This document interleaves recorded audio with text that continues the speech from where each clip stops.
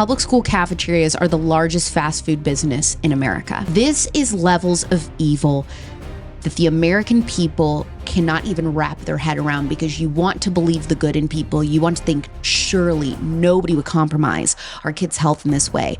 But they are. You know, if you're bawling your eyes out, crying every single time you drop your kid off at daycare, don't worry, just keep doing it. You'll eventually get used to it, or your child will stop crying. Guess what? Your child isn't stopping crying because now all of a sudden they're happy to be at daycare. Your child has stopped crying because they're not attached to you anymore. Sometimes common sense will trump the studies. When I think about the future of America and what my future kids, God willing, I have them, what my future kids will be growing in, the food that they will be eating, the environment they'll be living in, this is the number one issue for me, because we do not have voters in the future for any of these other minor issues if we don't have kids alive to vote. We talk about abortion a lot as an example. This is like a very hot topic, right? Politically. Yeah. Guess what? Abortion doesn't matter. Doesn't matter if you're pro-choice or pro-life. Abortion doesn't matter if you are too sick to get pregnant in the first place. Our medical professionals, we are hiring them. So if they are not working for you, fire them. That's right. If you've been doing everything right, eating clean, exercising, but somehow you're still not feeling your best, your energy's dragging, your memory is slipping, and it's frustrating because you know there's more to your potential. Well, what if the issue isn't just in your routine, but it's deep down inside your cells? You know, you're investing in the best supplements, working out regularly, and sticking to a clean diet. But if your cells are stuck in what's called cell danger response, all the hard work might not be paying off as it should. Think of your cells like a house under renovation. You can bring in the highest quality materials like the best supplements and clean foods, but if the workers inside the house are on lockdown because of a storm, nothing gets done. The materials just pile up unused. That's what happens when your cells are in CDR. They can't fully use the good stuff you're giving them. Getting out of CDR, the cell danger response, is the key to unlocking your body's full potential. When your cells are no longer in protective mode, they can finally use the nutrients, hormones, and energy you're working so hard to provide. That's when everything starts to click. Your energy improves, your workouts become more efficient, and you start to feel like yourself again. Go to beyondbloodwork.com to learn how to break free from cell danger response and make the effort pay off. Hey everyone, welcome to Dr. Josh Axe Show. I am your host, Dr. Axe, and each and every week on this show, we dive deep into the science and principles behind how to grow in body, mind, and spirit and take your health and your life to the next level. Today, we've got a special guest, Alex Clark. Alex is the host of the phenomenal podcast, the Culture Apothecary, and she's been leading the charge recently in health and wellness. In fact, recently I met up with her in the state of Michigan, where we connected with people like Vani Hari, Callie Means, Jason Karp, and we took on Kellogg's to say, Kellogg's, we want you to get the chemicals out of our kids' food supply. And so we've got a great conversation that's going to happen today. We're going to talk about how to heal things like Hashimotos. We'll talk about her view on raw milk, school lunches, and so much more. And so, Alex, welcome to the show. Thank you. It was so fun hanging out with you and everyone else at the Kellogg's event. Now, I know we were there because, and we're still going strong on social media. By the way, I mean, Vani and Jason and Callie, everybody keeps posting because we don't want to let up on these companies that are taking advantage of children. And it's not okay, but it was really great getting to see you and your passion for helping people there. And one of the things I'll say it's interesting is there was a mixed group of thought leaders and influencers in the health space. However, one of the things I can tell you about all of those people and the way they vote is that they're all going to vote the exact same way in this next election. Even though before this event 4 years ago, I can tell you a lot of those people it might have been split down the middle between left and right, Democrats and Republicans in that room up until 4 years before. I almost guarantee it. I totally agree with you. And I have such strong opinions on this. You can tell who in the health and wellness space truly takes to heart this issue of poisoning our children, the chemicals in our environment and in our food, and who is willing to quote unquote join the other side in order to get this issue taken care of.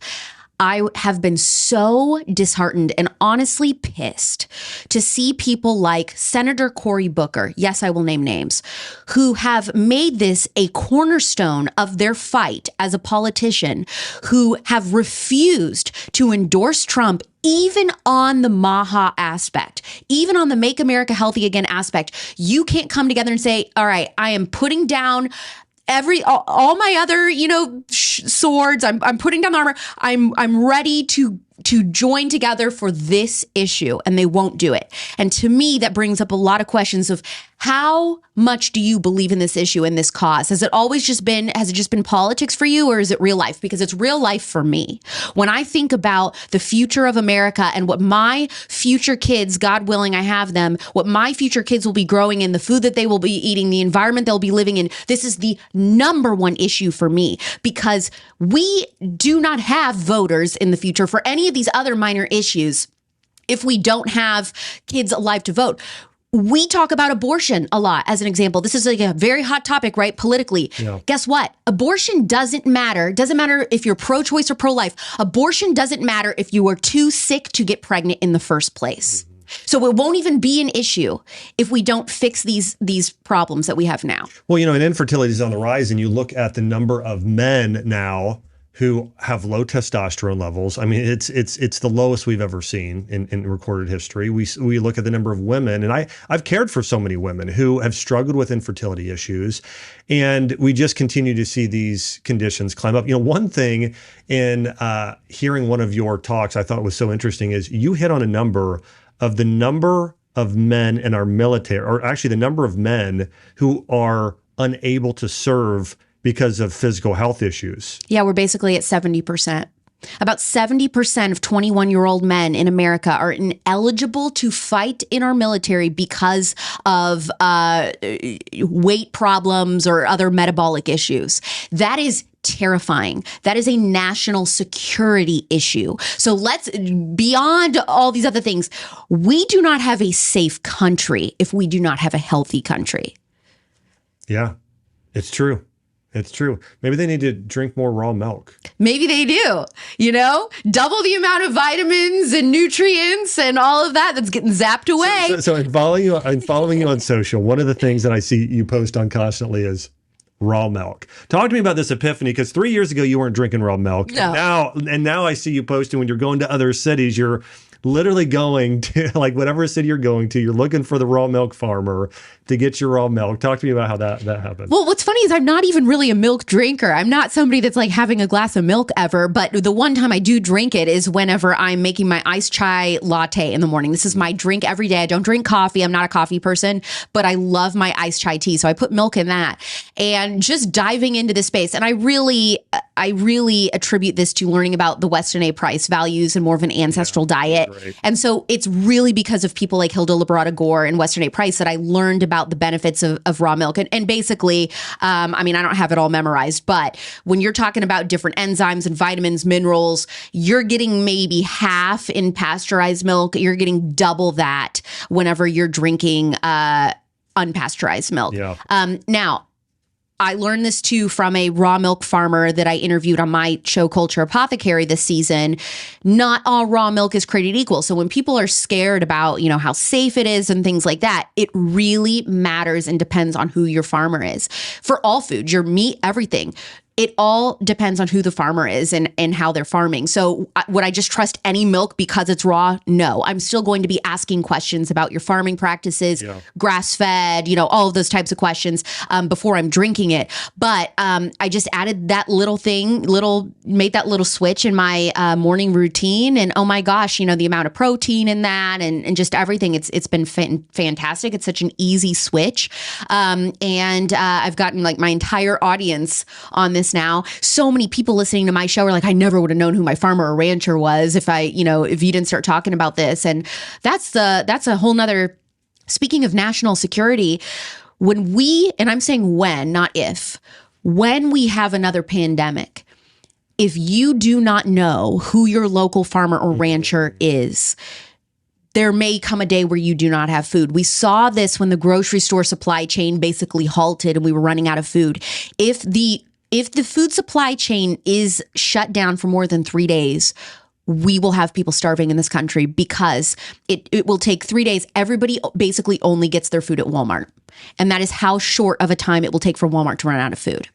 So you have to know where to go locally. That's going to be the person who's going to have all the canned stuff and all that if you're not doing it yourself.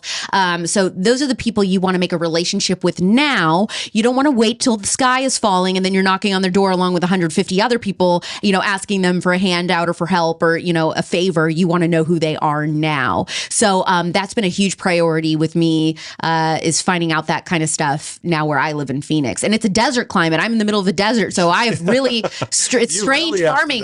Yeah, it's like really hard to find people with grass-fed cows and things like that because we don't really have grass.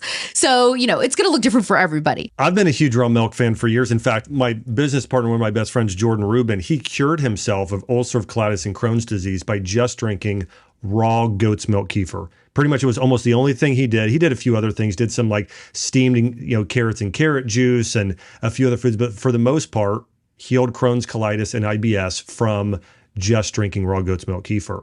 And what's interesting about milk is I still believe there are some people that still have sensitivities to it, just like any healthy food. So some people, milk may not be a great thing. But if it's raw and it's organic and it's grass-fed and it has the right genetics, there are several things that, Alex, as you're talking about here, that are important factors, but it can be an incredible healing food. I mean, if people know what's in it, go ahead. Well, people get scared because there's bacteria in it, and they think, well, there's bacteria, that's bad for us. But we actually need a healthy amount of bacteria, right? So it's important you're getting a little bit of that in that glass of milk. But I always advise my audience, people that have never drank raw milk before, you shouldn't just start with a whole huge honking glass of it because there is live bacteria in there. You got to get your body used to it and your gut used to it, or you might really have diarrhea or whatever. Yeah. So I always say start with like a shot glass a morning, just do a quick little shot glass and then work your way up. Yeah, that's great. One thing we used to, Jordan and I, we own about 4,000 acres of land in Missouri. And so we raise water buffalo, goat, sheep, all this stuff. So whenever we're out there, when Jordan first bought the farm and then I invested and became a co-owner, we would go out there and we'd do raw shots of raw milk and eggs. We felt like, like we took it up one notch on Rocky. It's a lot of fun. So yeah, but a lot of people are afraid of raw eggs, raw milk. I mean, these are things that people have consumed for a long time. What are some other health practices and things that you do now that 3 years ago you just, you never even thought of doing? Well, I'm doing red light therapy every morning and I try to every evening. But that is something I'd never even heard of before. And have you experienced any improvements or anything with red light? Oh my gosh. Skin clarity. One of my Hashimotos symptoms that I really struggle with that was so bad for me is joint pain. Yeah. Especially in my knees. I can almost like start feeling it. I can tell when I feel like I'm starting to get like vitamin C deficient and then also just needing the, anti-inflammation properties from the red light therapy. Yeah. But I try to really get in there. And so that's been a huge game changer for me. I also never would have thought anything about hot tubs. So one thing I learned is that hot tubs can be really horrible for people with Hashimotos. Something to do with, is it iodine or something and thyroid? Yeah, well, especially if there's chlorine in there. Right. But yeah, it can be an issue. It's like depleting me of stuff. I don't know. This is like your forte, but I have a hot tub on my roof of my apartment complex, and I would always go up there and I'd see these beautiful mountain views, and I'm like, oh, this is so relaxing. This is so good for me. But I did notice every time I would go in the hot tub the next day, I almost feel like more tired and weaker. Yeah. And I had no idea what I was doing. So that definitely never would have crossed my mind. Yeah. Well, one of the things that happens with Hashimoto's and hypothyroidism both is your body temperature lowers. Now, you'd think that hot tub would help, but it tends to, because some of the chemicals in there, especially the chlorine, interfere with iodine and other minerals that you really need. One of the things that's a great replacement to that, though, can be infrared sauna or an infrared sauna blanket, where you're doing some of that red light that you're talking about, warming the body a little bit.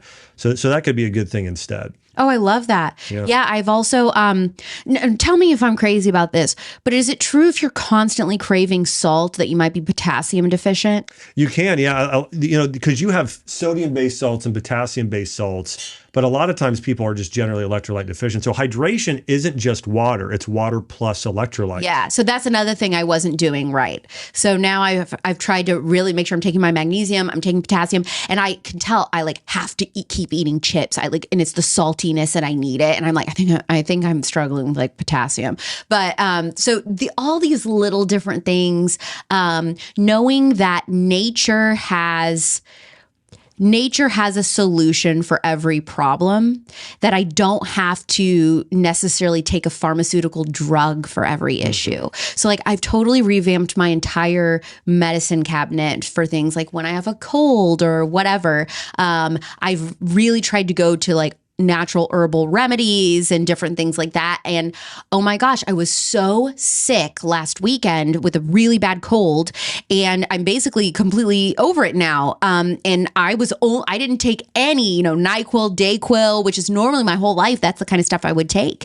Ibuprofen, things like that. I had a fever for a little bit. I would have taken Tylenol. Old Alex would have taken Tylenol. Nope, I didn't do any of that. And got over it, I think, quicker. Yeah. And making sure that I was, having bone broth every morning and going out and getting sunlight and all of that. Just things like that, little simple things, simple solutions, simple switches have made such a difference.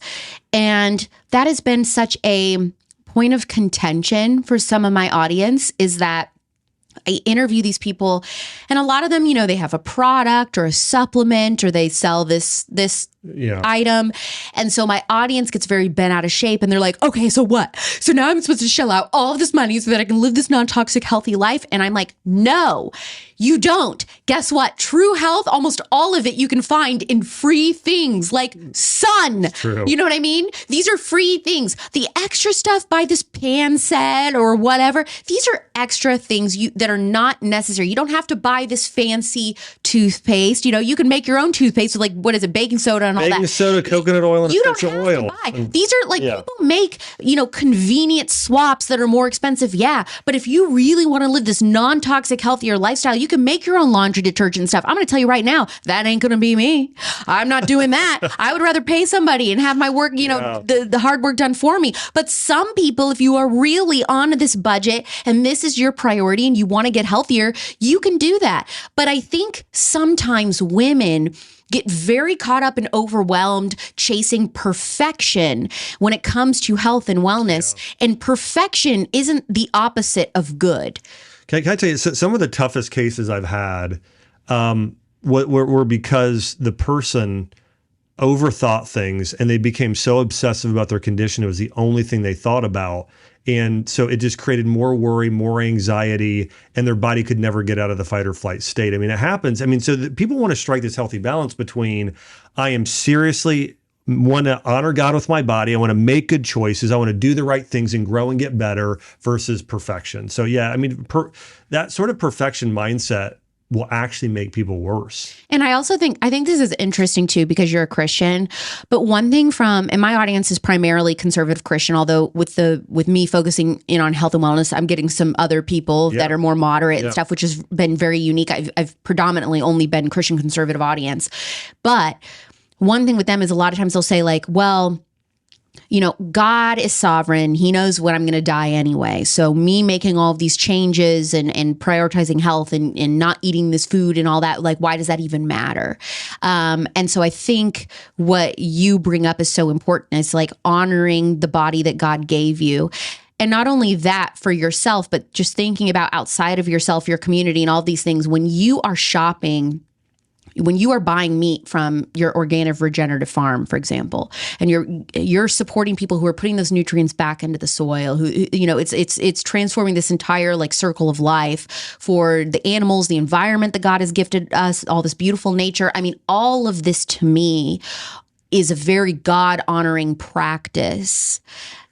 You know what I think is interesting? Well, first off, whether you eat, whether you drink, whatever you do it all to the glory of God, right? I think that's 2 Corinthians 10:31.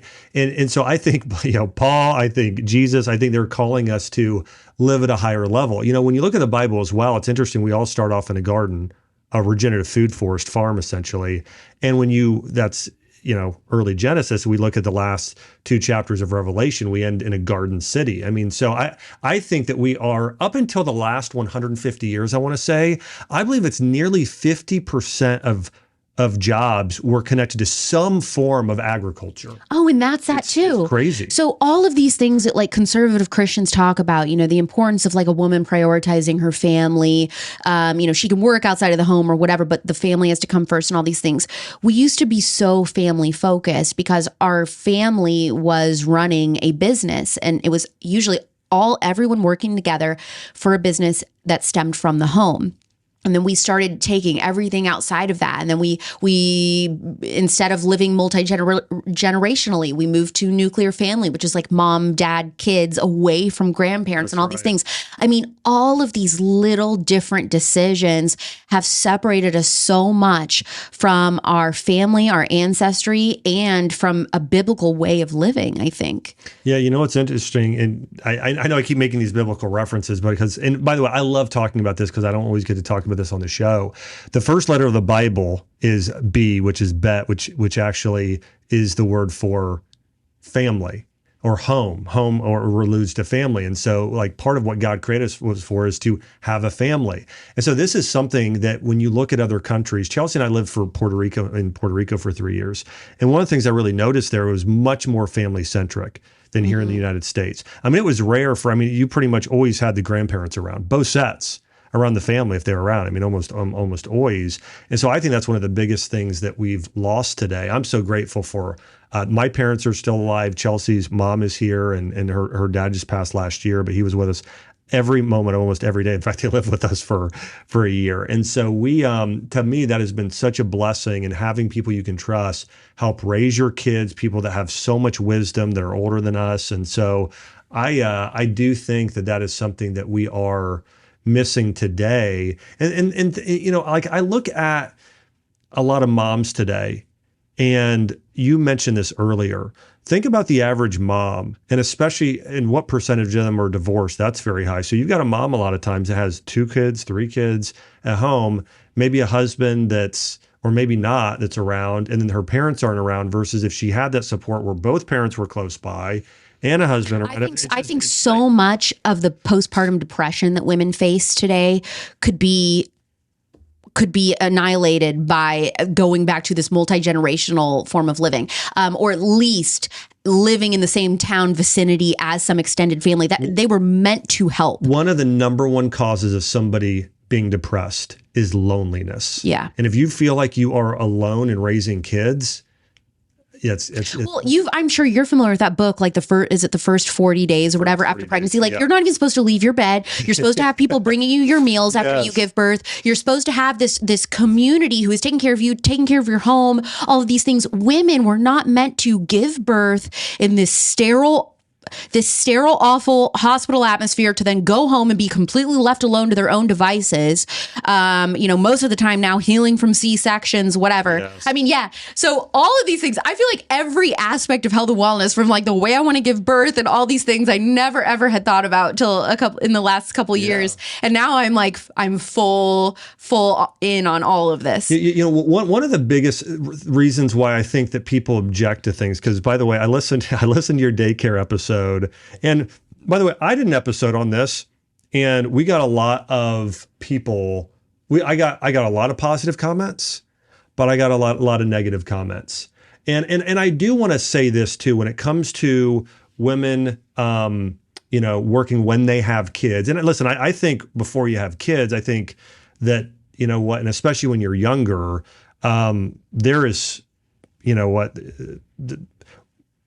women and men can do many of the same careers, though I do think men are built more for certain things. If you look at the percentage of men, for instance, that are in construction, it's almost 99%. Like the number is very high.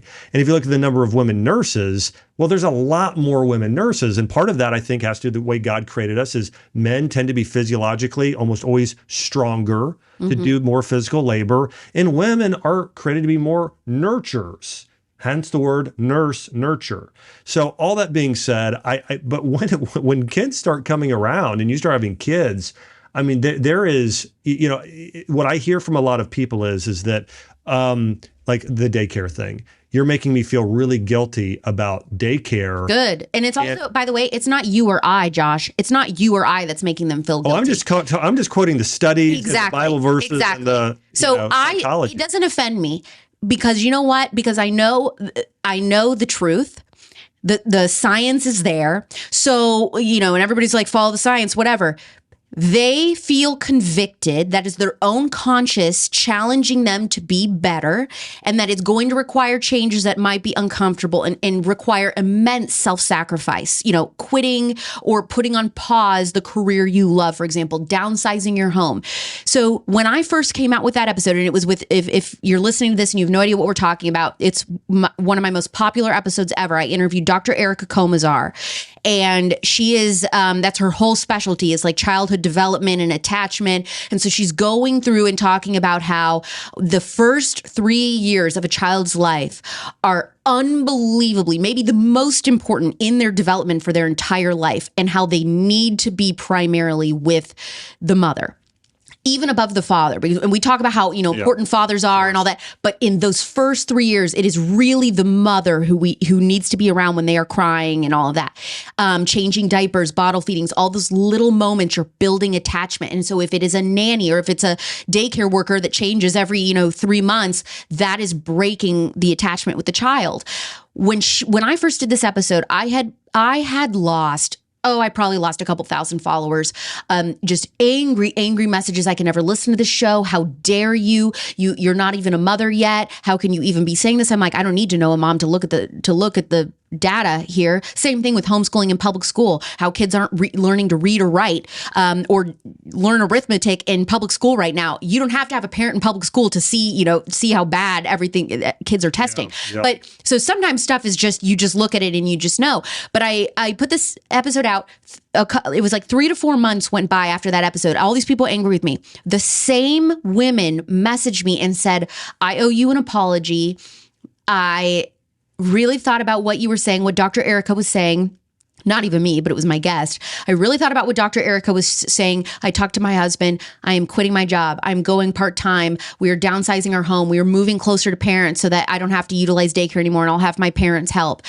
It was like crazy life changes that these women were willing to implement. Sometimes you're just not ready to hear it in the moment, but you're planting that seed, and then like it takes a little bit, and then they're more willing and they sit on it and they think about, why am I so offended right now? And Dr. Comazar talked about that, how our guilt is so important, and feeling shame or whatever, that helps be the catalyst for change. Sometimes important change. If you ignore those feelings, which is what women are telling other women, if you're bawling your eyes out, crying every single time you drop your kid off at daycare, don't worry, just keep doing it. You'll eventually get used to it, or your child will stop crying. Guess what? Your child isn't stopping crying because now all of a sudden they're happy to be at daycare. Your child has stopped crying because they're not attached to you anymore. Yeah. I think culture has really led us in this direction in terms of when I think about, like, most people want to do their best. Mm-hmm. Most moms, they care. They want to do the best. They want to be the best if they're married wife. They want to be the best mom.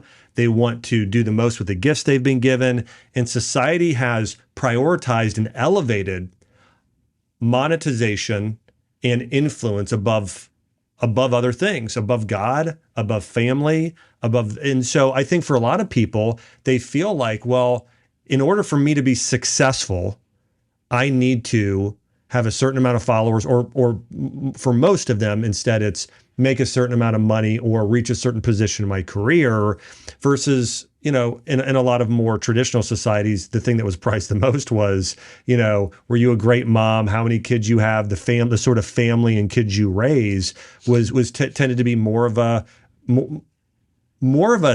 more of a status symbol than even, your career and financial income. I feel like in biblical times, the status of a true status of wealth was, as an elderly person, how many people are sitting at your family dinner table? How many people are sitting there? How many different generations are sitting there with you?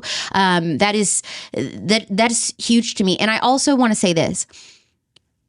I do not tell, obviously I work full time. I do not tell women no women should work. But what I do think, and this is what I've learned from different experts and people that are way smarter than me at this, that have been on my show throughout the years, is that with women, there are seasons for different things. Yeah.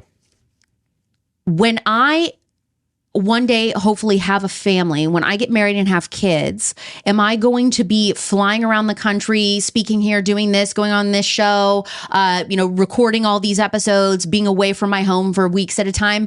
Absolutely not. I will quit, or I will completely dial back my show to where I'm bulk recording an entire month's worth of episode in, 3 days, 4 days max. Yeah. And then I'm home the rest of the month full time with my kids. So there are seasons for things, and women, we can do it all. But the caveat to that is that nobody is telling young women, when we're making decisions about college and career, when we're about high school age, graduating from high school, the conversation we should be having isn't that, can women do it all? Of course we can do it all. But the truth is, we can't do it all at the same time. That's really good. And that's how I feel about it as well. I think, you can only do so many things. And a lot of this, the history coming out of World War II, but it's so many women feel like they have to be super mom, super wife, super career woman all at the same time. And it's men couldn't do it. Women can't do it. Like, you can't, it's trying to do the impossible. Well, I interviewed Lauren Bostic. She's the co-host of the Oh yeah, him and her. Yeah. I was on there a few. Oh yeah, that's right. Yeah, the Skinny Confidential, him and her podcast. So I interviewed her and I asked her. I said, "Do you feel like you are able to be 100% mom and this like high-powered career woman together at the same time?" And she said, and her husband Michael both said, absolutely not. When we are killing it at work, we're not killing it at home. And anytime we're killing it at home, we're not killing it at work. So when you really talk to career women who are mothers, and you talk to them, when you really boil it down, they're all admitting, oh yeah, like something is always falling short. But I believe, especially young children, that the thing that falls short cannot be your family. Now, every family is going to be different. Maybe you're putting them in private school or you're homeschooling or whatever, but once they're school age, and Erica Comazar talked about that, once they're school age, then you can have those conversations of, okay, now is it time for me to go to work part-time or things like that. But I think for the most part, except a few careers, nursing is a great career if you want to go part-time and only work certain hours and things. There are different things that are going to lend themselves to motherhood more than others. Yeah. Yeah. It's this is a topic that I think gets to be so, gets people so fired up. But I think if people would step out of the emotional state when they first hear it and would actually have a conversation and think about it, I think it's something that we should all be talking about, because I think what the conversation you're bringing up and I think the psychologist you talked about there, or the expert, is that, hey, we want to raise healthy kids. We want you to be happy. That's the whole thing. We don't want you to be unhappy. We want you to be doing exactly what God has called you to do in the right season. If you think about it, maybe it's stepping away for a few years. We're not saying forever.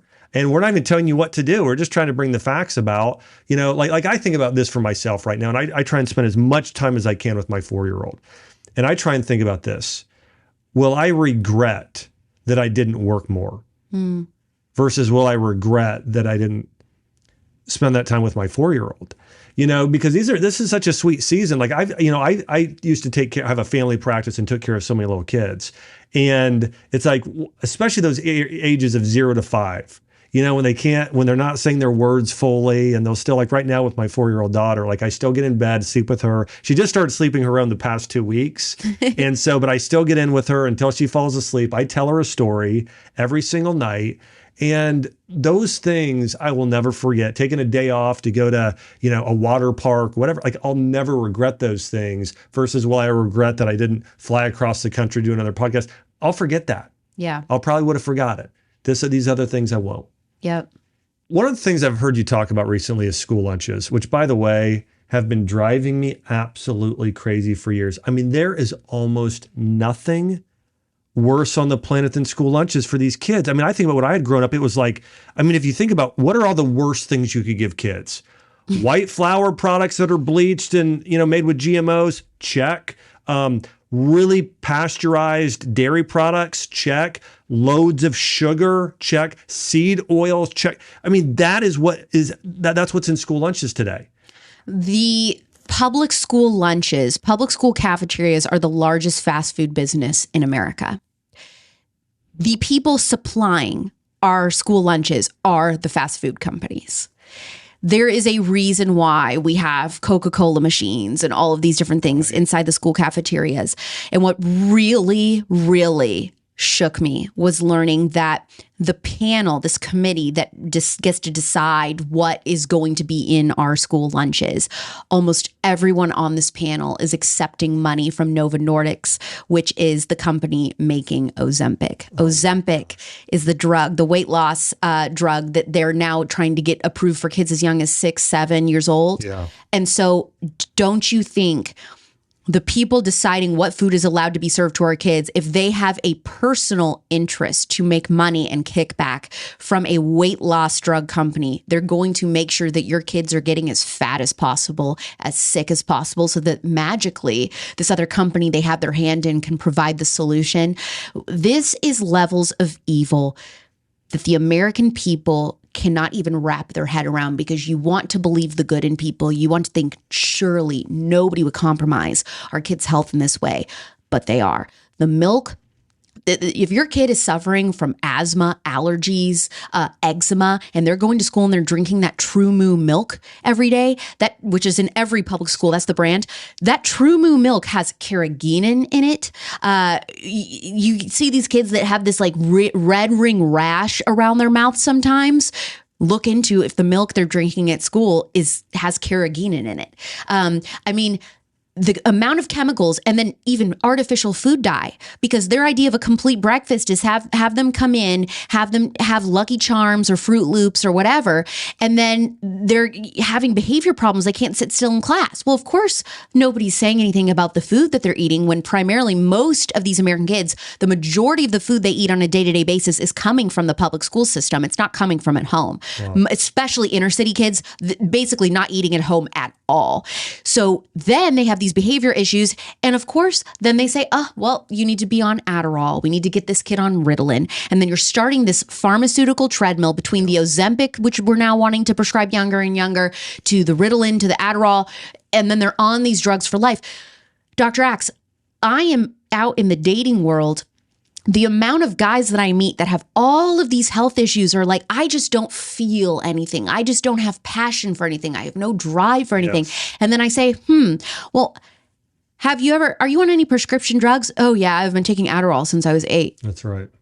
And they're all numbed out. These girls are zombies operating the world on birth control. The boys are zombies from the Adderall and the Ritalin and all of this. It's the most insane thing you've ever seen. And then we wonder, nobody can meet. Nobody knows how to get it together and raise a family. And everybody's just on autopilot through life. It's because we're all jacked up on so many pharmaceuticals that we're seeing the world through gray when we're supposed to be seeing it through color.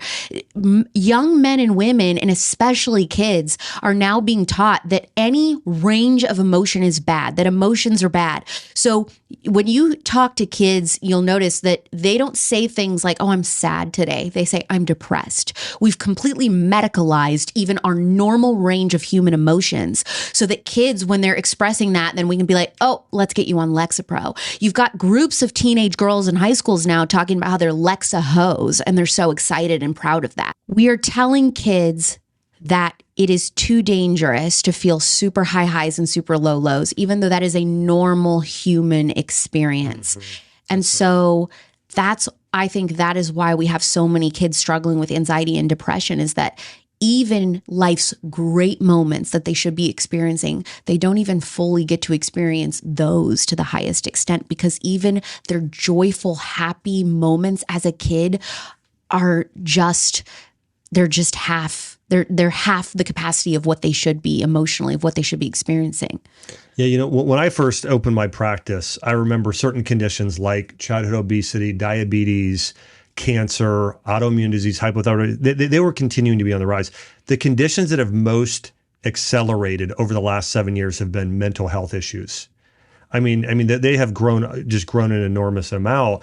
And a big part of it is, there's this idea around, I saw the psychologist do this lecture on this lecture I watched, and basically they said, it's rumination. One thing we teach people to do, we're living in this sort of, counseling culture where any problem at all is something that you need to go and get counseling for and sit there and think and talk and just kind of sit in your problem all day, when good psychologists know and doctors know that, no, that's the worst thing you can do. Actually, one of the greatest things you can do to help your own anxiety or depression is to focus on serving other people and sort of remove the focus from yourself. Now, that doesn't mean you shouldn't care for yourself. You should. But having this thing where you're constantly ruminating on your problems, it's sort of like what you focus on. If you sit in this state of gratitude versus if you sit in this state of, woe is me, I'm a victim, everything's wrong. Oh, yeah.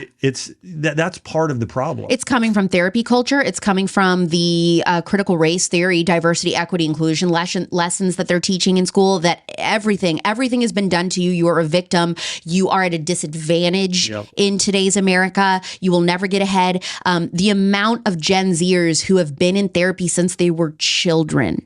Okay, you cannot convince me that we were supposed to be in therapy for life. But this is what is advertised to my age and younger, that it's very normal that all of us should be having a therapist and always constantly in therapy, no matter what. Therapy should be last resort. This is my unpopular opinion, I guess, but therapy should be, I think, a last resort. I have gone through immense trauma, some sort of sexual abuse or something like that. I think that can help, PTSD if you've just been in a war or something. But as far as like putting some 6-year-old that's throwing tantrums, probably because of the food, by the way, in therapy, and then they continue in that through the 30s, 40s, and then those are the people that are the most ill-adjusted, the teenagers who say, I'm too scared to walk across the street to go to Chipotle or whatever.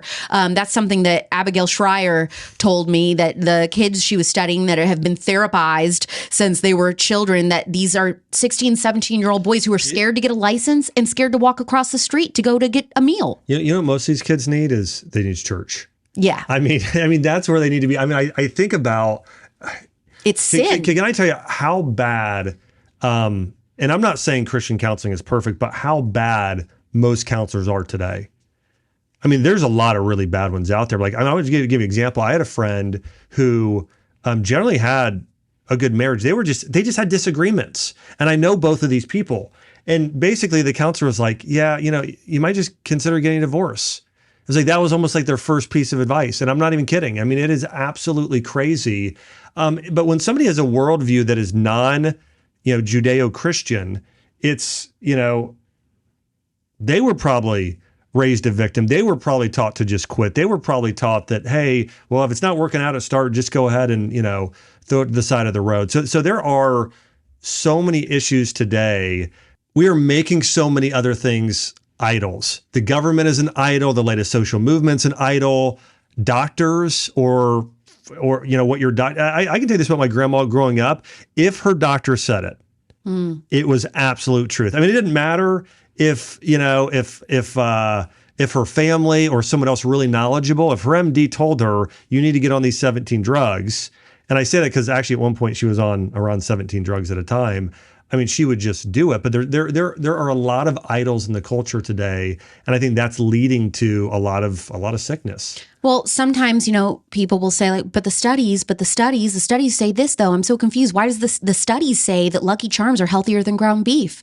So it must be true, and then you're not thinking about, well, who's funding these studies or whatever. Yeah. Sometimes common sense will trump the studies. If the study just absolutely goes against what normal common sense would say, of course, ground beef is going to be healthier than Lucky Charms, but the sheet of paper is telling you otherwise. Consider the study may not be exactly correct. That's right. We are so obsessed with following that and, causing moms to doubt their own intuition. That's a huge thing. If you're going to see a doctor, if your pediatrician is trying to tell you that you as the mother don't know what's best for your child, that, you're crazy, you're just imagining things are not right with your child health-wise, that they know best, it has to be impossible, there's nothing wrong, but your kid is being different, there is something wrong with your baby, then find another doctor. By the way, our medical professionals, let me just say this, our medical professionals, we are hiring them. So if they are not working for you, fire them. That's right. That's right. And listen, there are some incredible doctors out there, but there's some bad ones. And we could look at that in every industry. So you really want to go and be very conscious about who you allow to speak into your life and your kid's life in terms of who your doctor is. One thing I see doctors constantly doing is breaking the Hippocratic Oath. I mean, this is one of the ways to know if you have a good doctor or not. If your doctor actually sits down and listens to you and recommends with whatever condition you have, nutritional changes, lifestyle changes, and they do everything they can for a fairly long period of time before they would ever give you a medication, that tends to be a good doctor. Or when they put you on it, they try and get you off it as quick as possible. But if a doctor is just saying you need to be on this drug the rest of your life, or they just put you on a drug and maybe they see you for 5 seconds and put you on your way, that is not a good doctor. The Hippocratic Oath, first do no harm, is really every medication for the most part does harm. There's not a single drug that doesn't deplete your body of nutrients. I mean, we could go and look this up now. So, and I truly believe actually, if we were moved, I think drugs are overprescribed around 90+% of the time. Yeah. I'm not saying 100. I think there are times when somebody has a serious infection. I had one in my spine and had to take an antibiotic. Now, that was probably one of the only times in my entire life I would have needed to have one prescribed. But I think for the most part, they're grossly overprescribed. If somebody has inflammation, there's turmeric. Yeah. If somebody has hypothyroid, there's rhodiola and ashwagandha, and there are cordyceps, and there's fenugreek. There's all kinds of stuff. Men have low testosterone. There's Panax ginseng. There are a lot of natural things that we can do that don't have the side effects that you're going to get better results in the long term. One thing I want to ask you about is, so you have been dealing with Hashimotos the past couple of years. Is that something I can help with? What are some things you're doing for that? I don't know. I guess it's Hashimoto's related, Dr. Axe, but I have my estrogen and my progesterone are basically both at 0. My testosterone is normal. So this is something hormonally that is still super out of balance. Now, I only learned that I had this in January of this year. So I'm on the journey. It's not like I've been dealing with this for years. I mean, we're slowly making changes and trying to figure out what works, but I'm on a crap ton of supplements. But my estrogen and progesterone are very, very low. Like on the Dutch test, they're like at the very bottom, which has me really scared. So that's something that like I haven't totally been able to figure out yet. Well, one thing we can do, and I'm not going to make you do this on the show, but if you take a picture of your tongue, right, take a look at your tongue, I can tell a lot there. Because here's a few things that happen. When you have low progesterone and estrogen, and I'm going to use some Chinese medicine language because I think it's actually more philosophically correct than the Western ideas.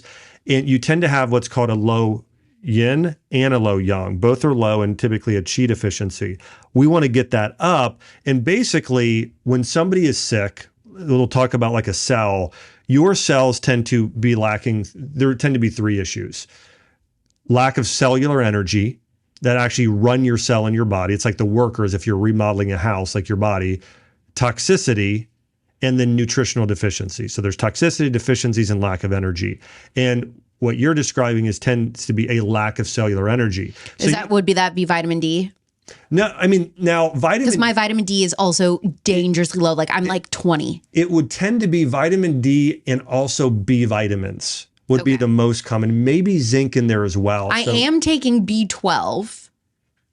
That's one of them, but have you ever taken an MTHFR test, like methylfolate? No, is that the next test I need to do? I would do that, and I would maybe do a micronutrient test. And a micronutrient test, it's also known as an organic acids test. It will actually tell you all of the different vitamins and minerals you're likely deficient in and low in. And so that's one of the things that's really helpful, because if you're low in certain B vitamins and some of the other nutrients like vitamin D and zinc, your body can't properly create hormones. Okay. And so that's really important. Apparently, what's going on is my body is making them. It's not converting them. Yeah. And that's where the MTHFR, and if your body isn't converting, because this is how it works. When you eat food, okay, it's almost like sometimes your body is given a car without wheels. And there's one in methylation, your body could take in something like folate. So you're getting plenty versus the meat you're eating and the dairy and all those healthy foods. But then your body needs to attach on something called like a methyl group.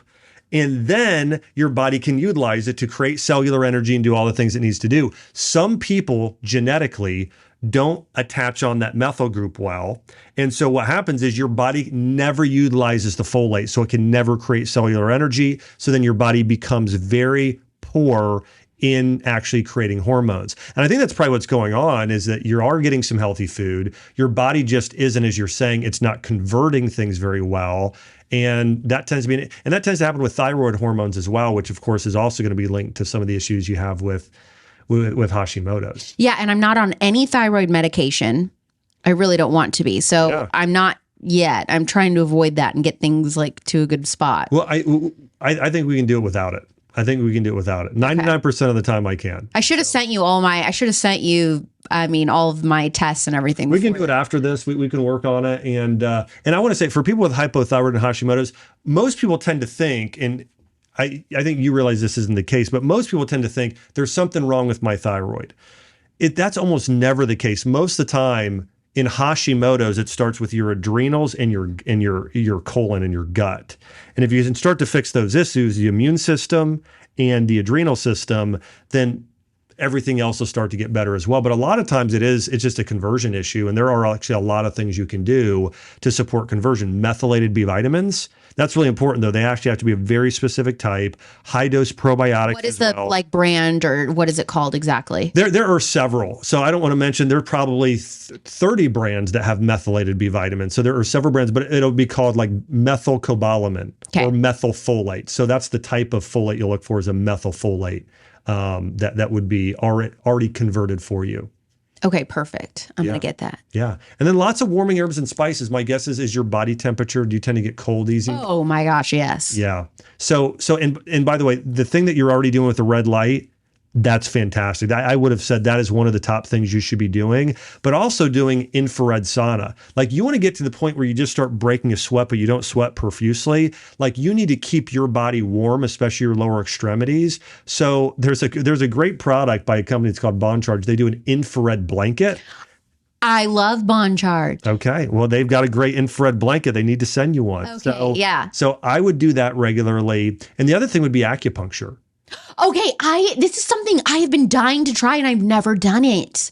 I selected, which is probably not going to be the type of place. I probably need to go to like a literal Chinese medicine place, but I set up a little spa day for myself tomorrow so I could have a little break and a little rest. And I did choose the acupuncture facial for the first time, but I've never done any acupuncture ever. But I know I probably need to do like the medical version. You know what? I'm actually, right after this, I'm going to text the person I see to see if he has an open appointment. And if he does, I'll get you in. If not, it'll have to be the next time you're in Nashville. But we'll find some. In Arizona, I know there's a lot of great acupuncturists and Oriental medical doctors that are out there that could treat you. But what acupuncture will do is they'll move energy to different areas of the body. I mean, if you find a really good, like one of those top 10% of acupuncturists, they are incredible at treating autoimmune disease, hypothyroidism, a number of those issues. So it really should move the needle for you. Yes, this is my next little treatment fun thing I want to do really bad. So I'm glad that you brought that up.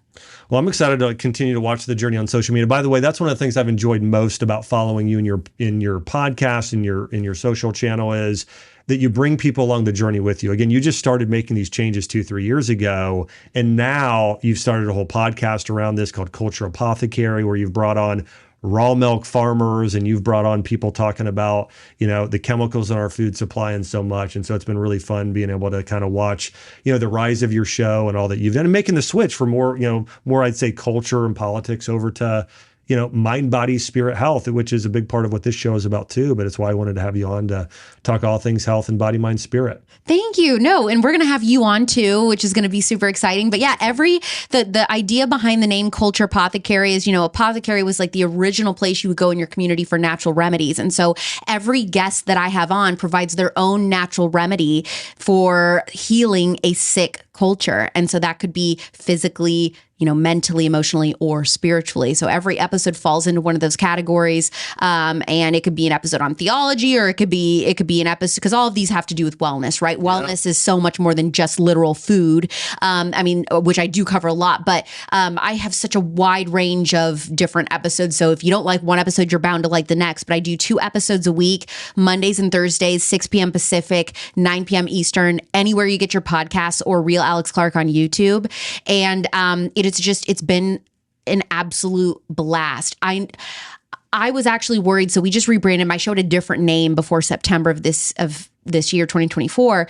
And before this, I was telling my team, we're trying to switch and talk about health and wellness and make this a focus in an election year. 2 months before the election, people may not care. I literally said this. And then like a week later, RFK Jr. endorses Trump. And then it was just like, make America healthy again. Yeah, what a perfect time. The entire like cultural zeitgeist became health and wellness. And I was like, oh my gosh, okay, God, like this was totally your plan, because I was scared nobody would care. And now it's so cool that everyone has cared. And my audience especially, which this is most of my episodes. I would say 99% of my episodes are completely nonpartisan, apolitical. We don't even talk politics, but once in a while there will be something, on abortion or whatever. And so then I think it is cool that I am a openly conservative health and wellness podcaster. So that is like a little unique thing. But yeah, 2 episodes a week, Culture Apothecary. Well, you're doing a great job with it. There's been some really interesting people on there. And I want to encourage everybody to check out Alex's podcast. Again, it's Culture Apothecary. Also, you can follow her on social. Is it just Alex Clark? Real Alex Clark. That's on right. Instagram. Real Alex Clark on Instagram. And really enjoyed the show today. I want to encourage everybody. Thanks so much for tuning into the Dr. Josh Axe Show, where each and every week we cover the science and principles behind how to grow in body, mind, spirit, and take your health and your life to the next level. Hey, make sure to subscribe and share this. And so many people need to know the truth about a lot of what Alex talked to us about today, about how to heal and prioritize family, our health, in health, in body, mind, and spirit. So thank you to all of you who are on mission with me. We'll see you on the next episode.